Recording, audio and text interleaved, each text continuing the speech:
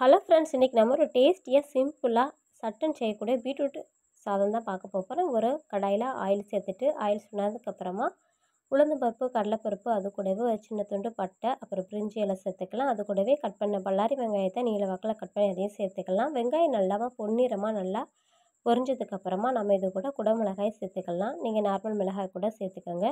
இப்போ நாம் துருவி வச்சதானே பீட்ரூட்டை இப்போ இதோட சேர்த்துக்கலாம். பீட்ரூட் எல்லாத்தையும் சேர்த்ததுக்கப்புறமா இப்போ நல்லா நம்ம இதை அந்த எண்ணெயில் நல்லா வதக்கி எடுத்துடலாம். பீட்ரூட் ஓரளவு பாதி அளவு நல்லா வெந்ததுக்கப்புறமா நம்ம இப்போ இது கூட ஒரு 1/4 டீஸ்பூன் அளவு மஞ்சள்தூள், அப்புறம் 1 டீஸ்பூன் அளவு மல்லித்தூள், அப்புறம் ஒரு 1/2 டீஸ்பூன் அளவுக்கு கரம் மசாலா, 1/2 டீஸ்பூன் அளவுக்கு காஷ்மீரி சில்லி பவுடர் இது சேர்த்துக்கலாம். சேர்த்துட்டு இதை நல்லா வதக்கி விட்டுக்கலாம். இந்த பீட்ரூட்டோட பச்சை வாசனை, அதுக்கப்புறம் மசாலாவோட பச்சை வாடை எல்லாம் நல்லா போகிற வரைக்கும் நல்லா வதக்கி விட்டுடலாம். அது போனதுக்கப்புறமா நம்ம இது கூட தேவையான அளவு உப்பு, கருவேப்பிலை தழை சேர்த்துடலாம். பீட்ரூட் ஓரளவு நம்மளுக்கு வெந்து வந்ததுக்கப்புறமே நாங்கள் உப்பு சேர்த்துக்கோங்க. அதுக்கு முன்னாடியே சேர்த்துட்டோம்னா நம்மளுக்கு அளவு தெரியாது, இல்லை உப்பு கரிச்சிருக்கும்.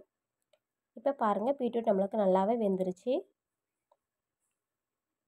இப்போ ஸ்டவ்வை நாம் லோவில் பண்ணிக்கலாம். லோ பண்ணிவிட்டு இப்போ நம்ம வேக வச்சதான சாதத்தை இதோட சேர்த்துடலாம். இப்போ நான் 2 பாப்பாவுக்கு தக்கன எடுத்திருக்கேன். ஒரு கப் நிறையா சாதம், வேக வச்ச சாதத்தை எடுத்துகிட்டு இப்போ நம்ம பீட்ரூட்டோடு சேர்த்து நல்லா கலந்து விட்டுக்கலாம்.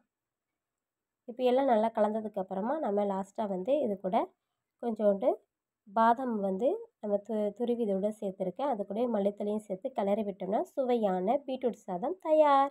இந்த வீடியோ பிடிச்சிருந்தால் லைக் பண்ணுங்கள். நன்றி, வணக்கம்.